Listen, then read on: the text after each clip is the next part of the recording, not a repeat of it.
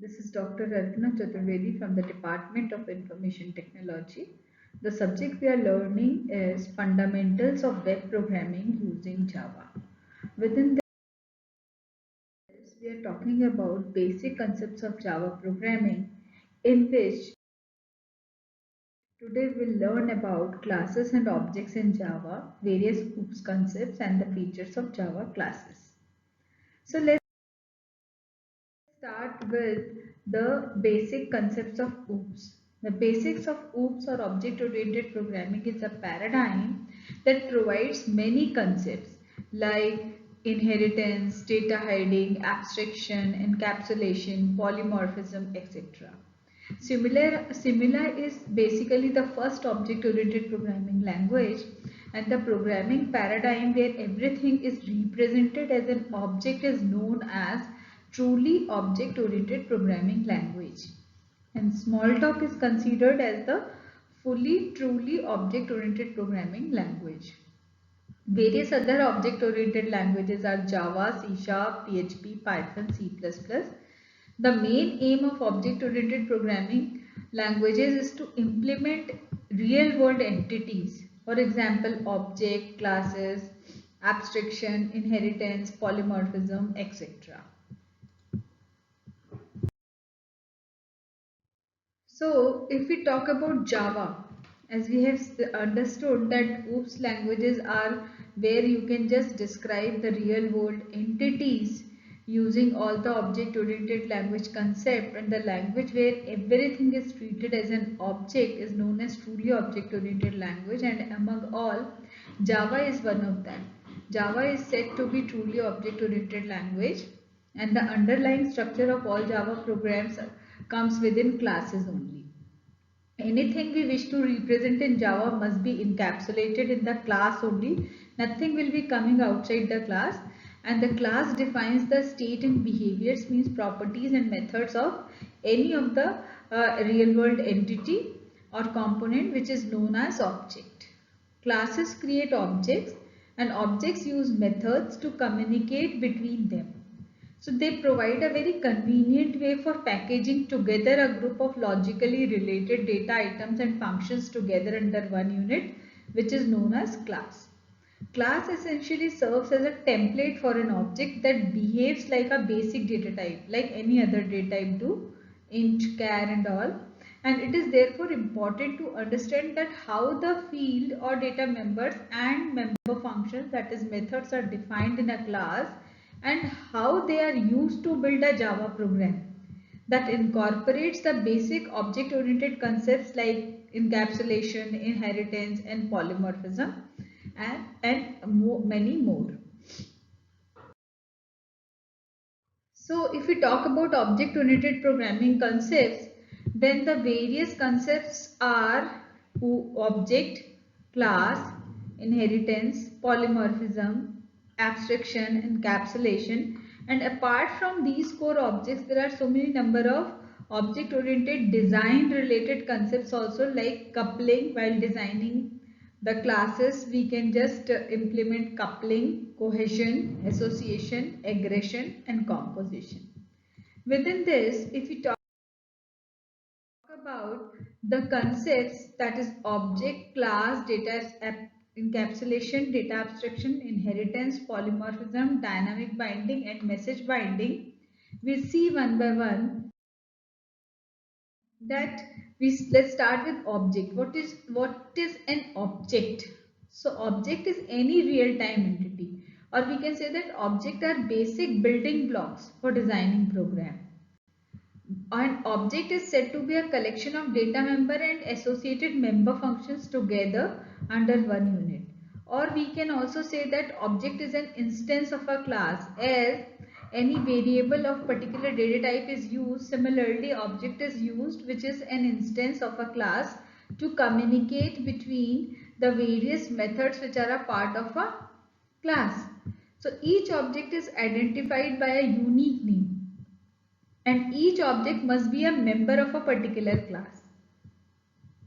Or we can also say that an object is the entity that is created to allocate memory. If you create a class, you haven't allocated any memory yet. till you will not instantiate that class, till you will not create the object of that class. So a class when defined does not have any memory chunk itself, which will be allocated as soon as you create an object. An object may represent any real-time entity like person, student, employee, place, table, chair, pen, board, keyboard, computer. Any physical and logical entity can be treated as a object which can be described in using any of the object-oriented based languages which are having various properties like encapsulation, inheritance and polymorphism. So what is the syntax of creating an object? So this is very clear that object is an instance of a class. It means you have already created a class, and class is a group of member functions and data members which are related to each other. Once you created a class, it is must to instantiate that, because any further communication you will be going to do with the help of object only. So the syntax is name of a class and the name of a object.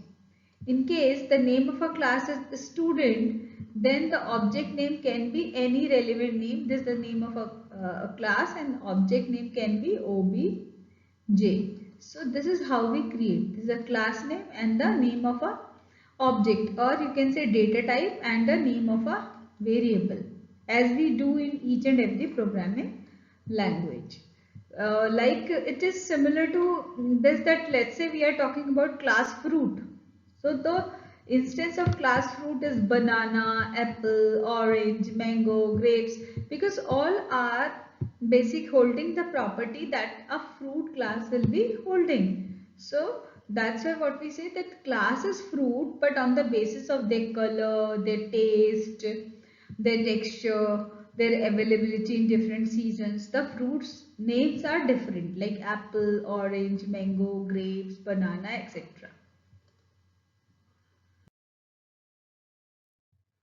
So this is what here explained, that if we talk about real world object, it can be any pen, pencil, fruit name, book or laptop, computer, board, bag. And the most important thing is ki how you will create an object. So this is a class.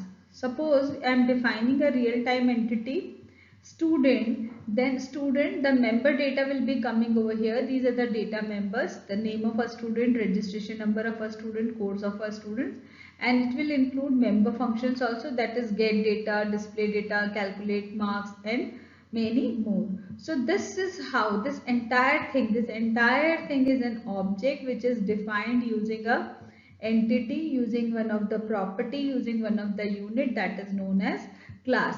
Once you define a class, then you have to use it. Let's say the name of a class is student, then the student can be any student in a class. There are so many number of students. So student S1, student S2, student S3 are all the object or instance of a student who are having all the properties which are defined within the class, and they can access these all member functions or data member with the help of this object. If you are not having the instance of a class, then you will not be able to access these all data member and member functions. Once you create a class, no memory is allocated, but the moment you create an object, the memory get allocated to the object of the same size, the size which is being defined in the class, the size of all the data types which is being defined in a class. So now we talk about a class. What is a class? So class is basically a data type that has its own data members and member function. It is the blueprint of an object in object oriented programming language. It is basically a building block of object oriented programming language, and the member of a class are accessed in programming language by creating an instance of a class. Some important properties of class are: class is a user defined data type. Class contains members like data member and member functions. Data members are also known as variable of a class. Member functions are also known as method of a class. And in this, these methods are used to manipulate all the data members which are there in the class.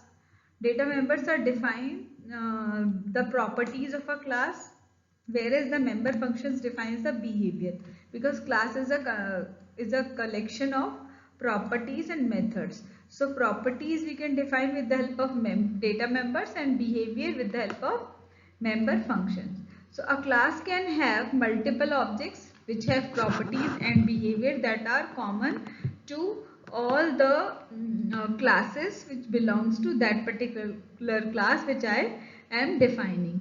For example, if I am defining a class student, then whatever data member and member functions will be lying within that class, those are applicable to all the students of that class. So here is an example wherein you can see that class is a set of attributes and operators that are performed on the attributes. These are three different classes. For account class, account name and account balance can be data member. Withdraw, deposit, determine balance can be member function. Similarly, for student class, name, age, student ID can be data member, and get name, get ID are member functions. Similarly, for circle class, center and radius are the data member, and area and circumference are the member functions. So here we can see the relationship between object and classes. We are having certain states, or you can say behavior of a student who's studying in a class, who is a part of a class, and the data members can be name, age, color and gender. Behavior can be eating, drinking and running. When we create the instance of this class student, it can be John, it can be Sophia, it can be Lily.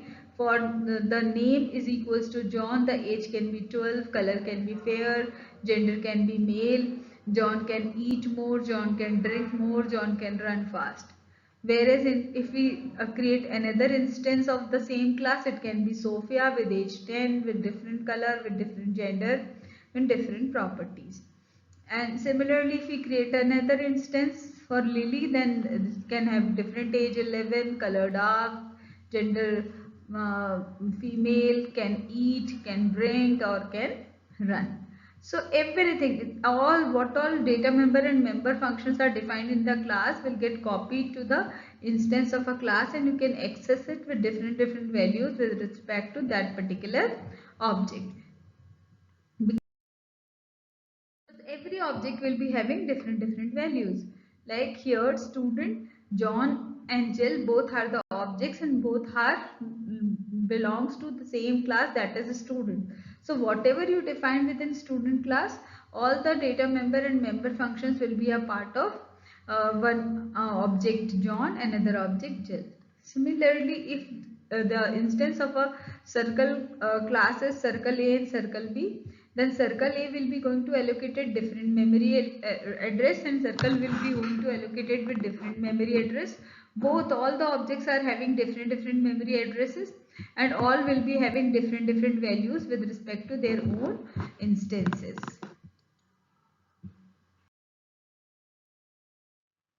So now come to encapsulation. The wrapping up of data and functions, or you can say the wrapping up of data member and member functions together into a single unit, is called as data encapsulation. Encapsulation is a process which binds together the data member and member functions so that those can be manipulated later on with the help of functions for some reasons. All information, whether it is a data member or member function in an object-oriented system, are stored within the object of a class. So we say that information can be manipulated through operations or member functions performed on the class or object. Interface to the class is known as this encapsulation. The interface through which we will be communicating with the data member of a class is member function. So implementation, it might be hidden from the user. It depends how you are encapsulating, how you are abstracting the data, what all access modifiers you are using while defining a class. So data encapsulation basically enables you to perform abstraction, to hide the data, to hide the information, as some attributes and methods can be hidden from the end user. Data hiding is a method used in object-oriented programming language to hide the information within the code itself. The member functions can access, but it is not directly available to the outside world. So that is why this is very clear in this diagram. If we talk about encapsulation, it's a collection of data member and member functions which we define within the class, and as we are binding it together, this process is known as encapsulation. Here this part is in data member and this part is member functions. Both are put together in a capsule, which the name of this capsule or the process with the help of which we group it together is class, and that is why it is known as encapsulation. Like here you can see account and balance. These are the data members which are hidden from the outside world. They are not easily available outside, whereas deposit, withdraw, determine balance, these are the member functions. We can access these all data members with the help of these all member functions which are publicly available, and as the entire thing is being bounded together, it is known as encapsulation.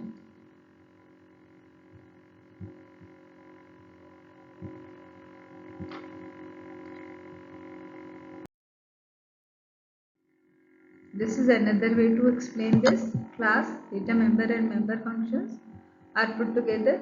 Private or restricted data member and member functions are shown over here with this color. Public data member and member functions are shown over here.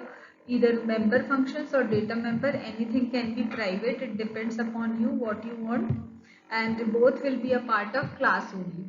Only the thing is ki whatever data member and member functions are having access visibility as public, those are only be accessible from anywhere through the class object. Otherwise the private data member and member functions are only and only available within the class using their own public member functions.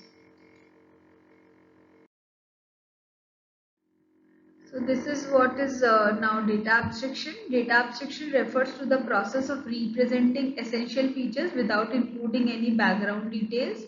In OOPS, classes can provide methods to the outside world to access and use the data variables and data members, keeping the variables hidden from direct access. Or classes can even declare everything accessible to everyone. It depends upon you that which access modifier you are using, but only the access specifier or modifiers can define the visibility, that till what extent the data member and member functions are of a class are visible. And once you abstract or hide the data member or member functions within the computer code, that process is known as abstraction, which can be done using data hiding. Here it is shown, we have hidden the information, we have used the data encapsulation, and this entire process is known as data abstraction. Here it is shown that one data member and two data member. These two data members are private in nature, whereas public are member functions: withdraw, deposit, and determine. In Java, whenever we create a class, we have to define the visibility mode also. By default, it is default. We have to make it public. So public class account, within this there are two data members, one is account name and one is account balance. Both are private, means not accessible outside the class, only accessible through the member functions. Because member functions are public, they can be accessible outside the class with the help of object of a class. So how we create a object or a data type of this class account? By writing account and the name of a variable. With the help of this variable, we can access withdraw like acctx.withdraw, acctx.deposit, acctx.determine balance. But we cannot access outside the class acct.account name or acctx.account balance. There will be an error because the access modifier which is mentioned over here is private. So this is the difference between data encapsulation, abstraction and data hiding. Data abstraction can be described as the technique of binding together the data member and member functions under one unit, whereas data abstraction can be described as the technique of hiding the internal details of a program and exposing the functionality only. And data hiding is a process to hide the data from the program. Information hiding is done using this technique only, that is encapsulation, whereas implementation of hiding is done using data abstraction technique, and to achieve encapsulation we use data hiding. Data encapsulation can be performed using the different access modifier, that is protected, private, as well as we can use packages also, whereas data abstraction can be performed using interfaces or abstract classes, and data hiding is used in a class to make the data private. Encapsulation conceals or covers the how part of a program. Abstraction lets somebody see what part of the program. And data hiding restricts or allow the user to use the data within a capsule. If we talk about data encapsulation, it described as the technique of binding up data along with its correlated methods, related methods under one unit, which is class. Whereas data abstraction, class uses abstraction to derive a new user-defined data type. And these are the various differences between abstraction, encapsulation and data hiding. These all are a very thin line difference, and you have to be very particular while explaining the difference between all the three. Now comes to another concept, that is polymorphism. Polymorphism, here poly means many, morph means form. So the ability of a function of an operator of behaving in different ways, in different forms, is known as polymorphism. There is a same operator, there is a same function, but behaving in different ways. How? On the basis of the parameters I am passing to it, the data type they are containing and the number they are containing, holding. So it allows a single object, method, operator associated with different meaning depending on the type of data passed to it as an argument. If one task is performed in different way, it is known as polymorphism. For example, to convince the customer differently to draw something, for example, shape, rectangle, triangle, all are shapes but all are different on the basis of their look and feel, on the basis of number of sides they are having. And like that is why all our shape was behaving differently on the basis of the argument I am passing to it, and on the basis of that only the diagram or shape is being built. So in Java we use method overloading as well as overriding to achieve polymorphism, whereas in Java there is no concept of operator. If broadly we talk about polymorphism, which is a part of any object-oriented programming language, so these are of two types. One is compile time, another is runtime. So polymorphism, when achieved at compile time, then the methodology which we use to implement it is function overloading and operator overloading. Whereas in runtime polymorphism, we have to make use of virtual function. Here in Java, operator overloading is not over there, neither virtual function concept over here. Whereas we say that in Java there is a concept of method overloading or constructor overloading and method overriding. So on the basis of this, what we say that whenever we bind a variable or the one program to another, we can bind it in two ways. One is early binding, which is compile time polymorphism, and another is late binding, which is runtime polymorphism. So when we say early binding, it means we already know that which function will be going to get called when these many number of arguments are being passed to it. So it defines all the different types of behavior a same function will be having, only different on the basis of number of arguments I am passing to it. Accordingly, its definition get changed, but name will be same. Similarly, operator, that which type of argument I am passing. If it is a string, it will concatenate. If it is an integer, it will sum up integer value. If it is a double, it will be summing up the double values. So it beforehand we know. Then we know beforehand that object will be going to bind it with which member functions and will be overloading that before execution on the memory, then that is known as function overloading and operator overloading. And here function overloading, similar to function overloading, there is a concept of constructor overloading also. Whereas when we talk about late binding, it is also known as dynamic binding, because at the time of execution we'll come to know that which method is to be executed. Here methods are not different on the basis of number of arguments I'm passing to them. They are only different on the basis of the function I'm overriding. The name of a function is same in different classes. This we can achieve while implementing it in inheritance. And inheritance, all the classes might have same functions, but I am overriding the methods in different classes, and whichever class object will be going to call the method, that method will be going to get overwritten. So that is why we say that static versus dynamic binding, two types of bindings are over there. Static means when type of object is determined at compile time, whereas dynamic means when type of object to be binded determined at the time of execution. So another concept of OOPS is message passing. In OOPS, processing is done by sending message only to objects. So a message for an object is a request for executing a particular method, particular member function. So message passing involves specifying the name of the object and the name of a member functions we want to call, or we want to pass a message to. And this we can do like this. Here we are having one object, here we are having another object, here we are having another object. So might be this object required to pass a message to this particular object. This object is supposed to pass the message to this object, and this object supposed to pass message to this object. So whenever they are passing, they will make use of object, and then they will be passing it to another object. So whenever one object is passing message to another object, then this object which is passing the message is known as sending object, and another one will be the receiving object. So here it is like student, faculty and management all are related with each other. Student will be going to have a result. On the result basis they will be having performance, and then performance you will be going to declare to the student itself.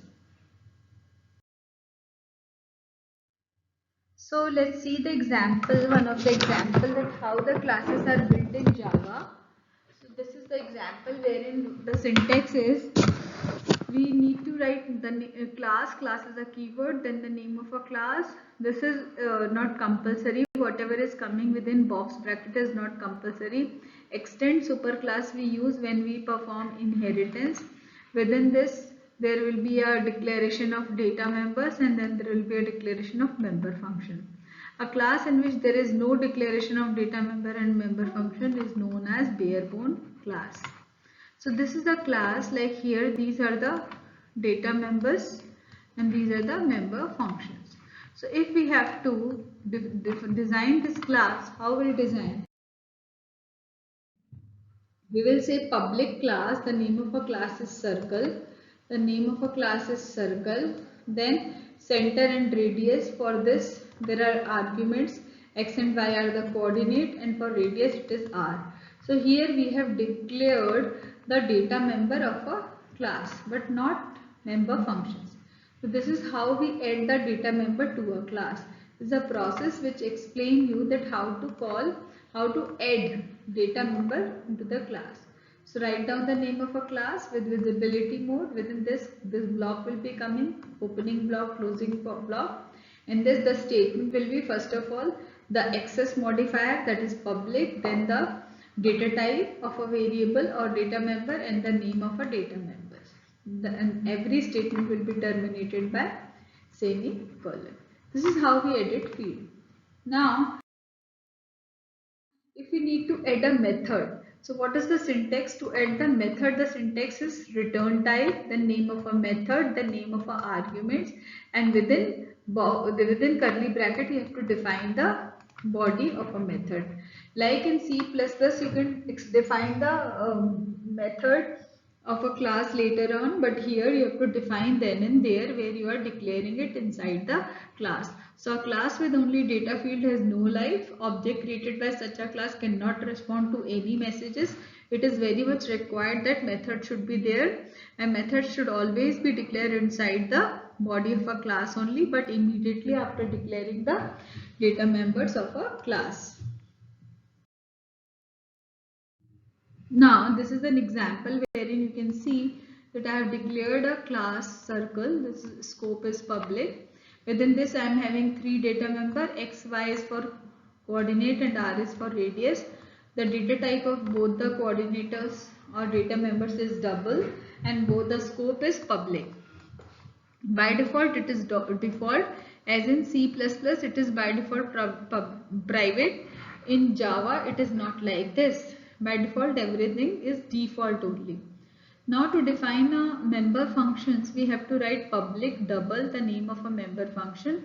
It means कि I am not passing any argument, but return type of function is public and it is accessible outside the class also, and this is the body of a member function which is going to return the evaluated value, calculated value of circumference. Similarly, I have declared the class member function area.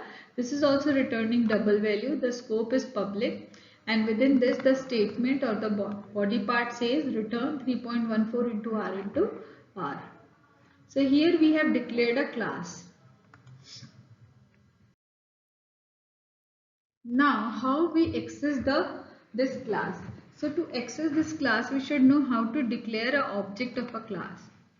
So to create a new data type, which is also known as data abstraction, we write the name of a class, then the name of a object. The name of a object is similar to name of any of the valid variable name, and each statement should be terminated by semicolon. But what is the difference over here in comparison to C++? Here, if you only write the name of a variable along with the class name, it will be going to reference to the null. It will not be going to point anything. It will not be allocated with any memory. To allocate a memory to an object, it is must to use new keyword. So you can say you have already created circle, a circle. Now you can say a circle is equals to new. Again you will allocate the memory of the size of a class only, which is also known as default constructors. We are constructing memory for an object. So this new keyword is must to be used over here. And now the memory is being allocated at different memory location. This is for a circle and this is for b circle. So this is what we have done, and now suppose in case after allocating memory to a circle and b circle of the same size which a circle is holding, in case you write b circle is equals to a circle, what it means that you have allocated the memory of a circle to b circle. So you can see the change what happens. Earlier these were at different memory addresses, but the moment you say b circle is equals to a circle, now this b circle started pointing to a circle, and this is basically a memory location which is earlier occupied but right now not occupied by any object because it is not being pointed. And Java is having a feature of automatic garbage collector which collects all the garbage value and delete it before stopping the execution of a program. So in this, it's mentioned over here that the object queue does not have any reference and cannot be used in future. There is a automatic garbage collection property in Java which will be going to deallocate it automatically and release the memory so that you can use it in future. Now see how we access the data member and member functions. We have learned how to create a class. Within class we have learned how to add a field, then we learned how to add a method, then we learned how to create an instance of a class. Now we learn how to access. So dot operator is used to access the data member and member function of a class. Like here x, y and r are the three data member of a class. All the three can be accessed using object and dot operator. As you have created this, you can create in one go also. You can write circle, name of object is equals to new and circle. So it will be going to construct a memory for a circle object. Now with the help of a circle, you can access everything which is a part of a circle. So these three are the data members. You said a circle dot x, you can initialize the value, a circle dot y, you can initialize the value, a circle dot r, you can initialize the value. All the three are public. That is why it is possible. Otherwise, in C++ it is not possible. You have to make use of getter and setter function. Now, how to pass a message to a circle by methods. So let's say a circle dot r is equals to 1.0, and now you want to calculate the area. Area method is returning double kind of value. To store the return value, you should have this variable area of double type. Now you are storing here the return value of area function. We are calling using object, that is a circle dot area. It will bring double type of return value which we store in area variable. This is how you pass message. This is an example where you can see that I am having a class circle. This class circle is having three different data members and two member functions. Once I have declared this class is calculating the circumference and area of a circle. Here in the main method, again I am having one more class, because here main lies within class only. We already learnt about this, why we write public static void main string asks. Within this I have created an instance of a class that is a circle. Now I have allocated the memory of circle size only to the object a circle. With the help of this a circle, I have allocated values to different data members, and then I call the member functions. Both the member functions brought the return value. One is in area, another is in circumf. All the two variables are of double type, because the member function says that the return value should be of double type, and here I have displayed the output. So when we execute it, how we execute it? Our public class name is circle. So I'll say javax circle.java. It will be going to compile and create a class. How many classes it will be creating? It will create two class, one circle.class and another myMain.class class, because this program is having two classes. Now to execute, main is lying within myMain. That's why I say Java myMain, and we see that the output is there. This is the area for radius 5.0 and circumference for radius 5.0. Now we see various object-oriented design concepts, which are coupling, cohesion, association, aggregation and composition. What is coupling? Basically, while designing, we can perform these all properties also. Coupling refers to the knowledge or information or dependency of another class, that it arises when class are aware of each other. If a class has the detailed information of another class, it means that it is a strong coupling. In Java, we use private, protected, public modifiers to display the visibility level of a class, method or field in another class. You can also use interfaces for weaker coupling, because there is no concrete implementation of the methods which are being a part of interface. Whereas when we say cohesion, cohesion refers to the level of components which perform a single well-defined task. A single well-defined task is done by highly cohesive method. The weakly cohesive methods basically split the task into separate parts. Java.io package is highly cohesive package, because it has all IO related classes and interface. If you want to use any IO related classes or interface, you have to just import java.io package. Whereas java.util is a weakly cohesive package, because it has unrelated classes and interfaces. It is not related to one objective only. It is having different classes and interfaces for different purposes. Similarly, if we talk about association, association represents the relationship between the objects. Here one object can be associated with one object or many objects, and there can be various kind of association between objects, like one to one, one to many, many to one, or many to many. And these association can be unidirectional or bidirectional. One a very good real-time example is, one country can have only one prime minister, so that is one to one. A prime minister can take care of many ministers, one to many. Many MPs can have one prime minister, so many to one. And many ministers can have many departments, that is many to many. So while designing a program, you have to look into this, that if you are having various classes, which kind of association all the classes are having with each other, how they are related with each other.